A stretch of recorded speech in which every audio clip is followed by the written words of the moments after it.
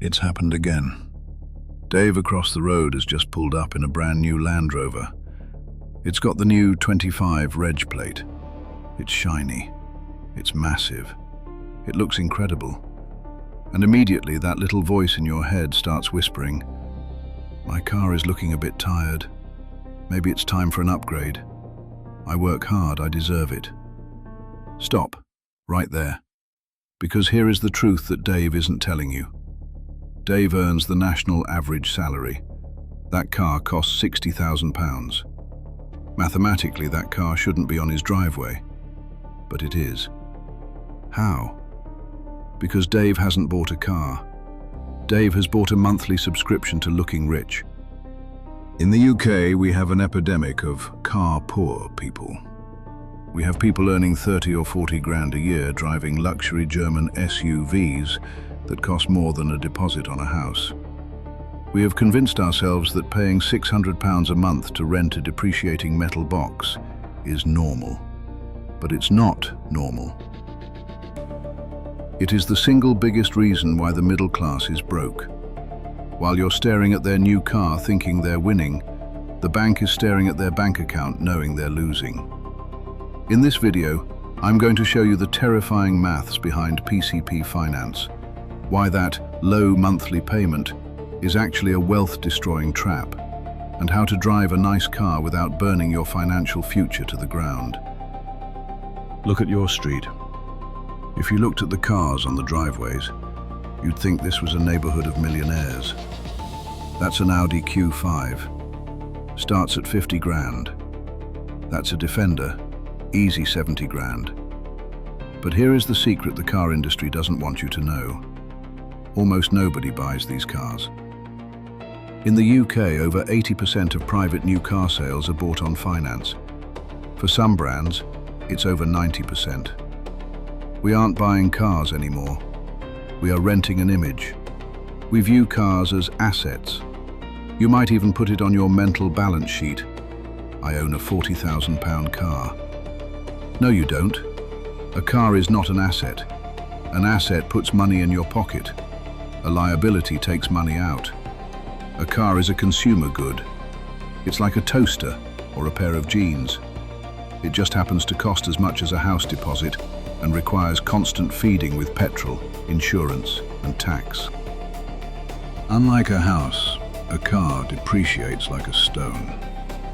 The moment you drive that new car off the forecourt, you lose 20% of its value, instantly. Imagine if you bought £50,000 worth of stocks, and 5 minutes later you checked your phone, and they were worth 40,000. You'd be sick. You'd panic sell. But with cars, we do it voluntarily every 3 years, and we even post a picture of it on Instagram. #NewWhip, #NewDebt.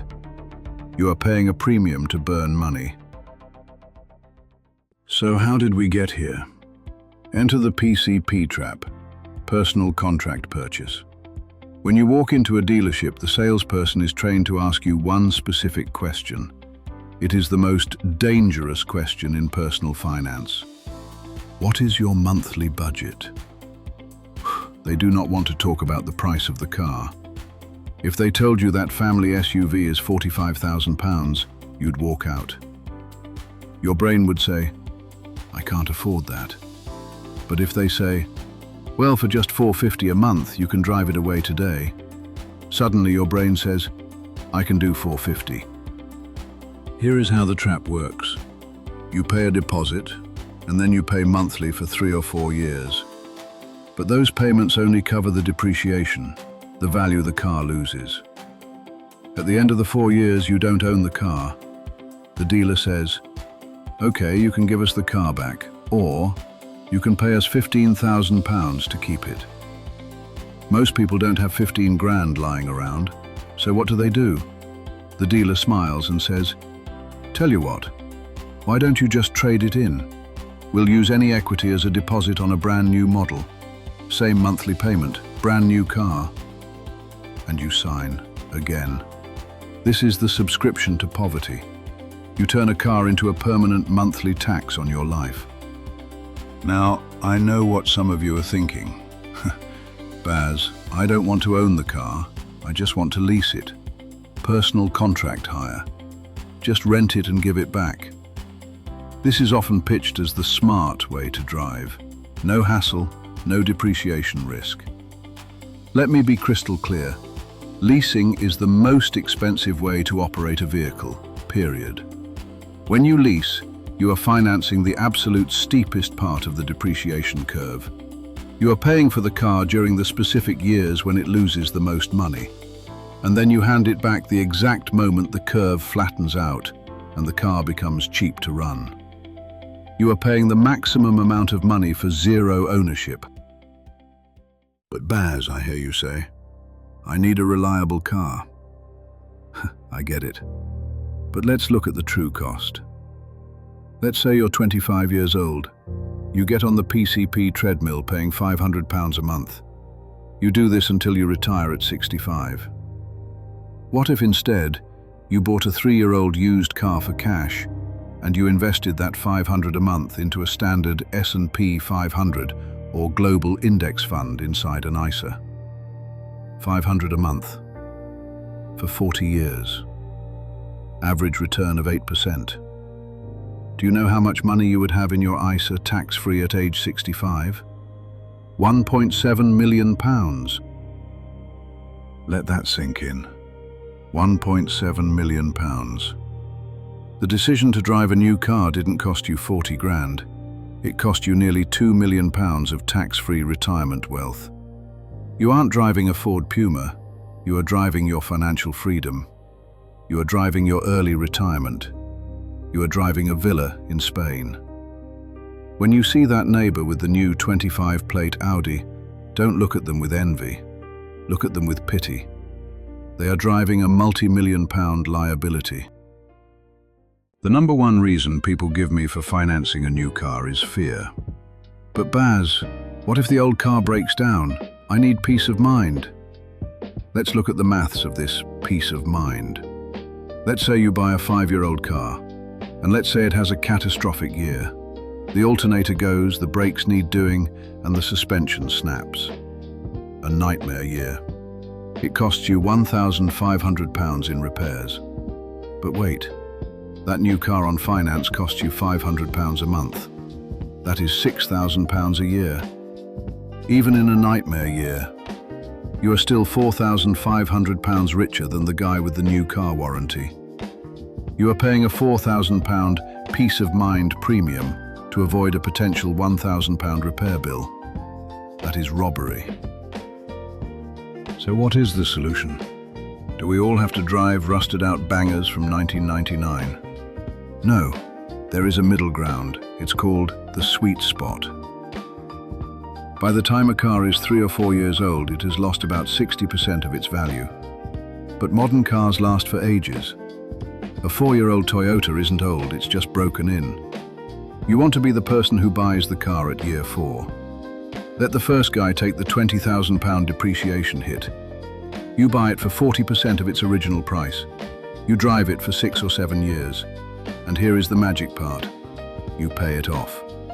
For the last few years of owning that car, your car payment is 0. That is the golden period. That is when you build your wealth, not the banks. So, how do you buy a used car without getting ripped off? You use the tools available. First, never buy a car without a full service history. If the owner can't prove the oil has been changed, walk away. Second, use the government's free MOT history checker.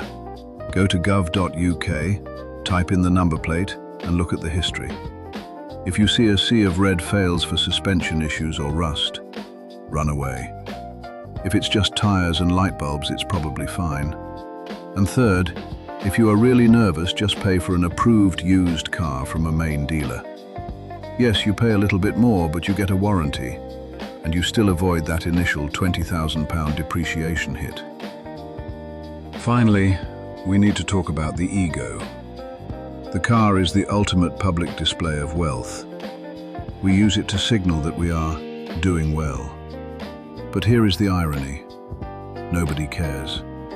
When you see someone driving a Ferrari, you don't think, wow, that guy is cool.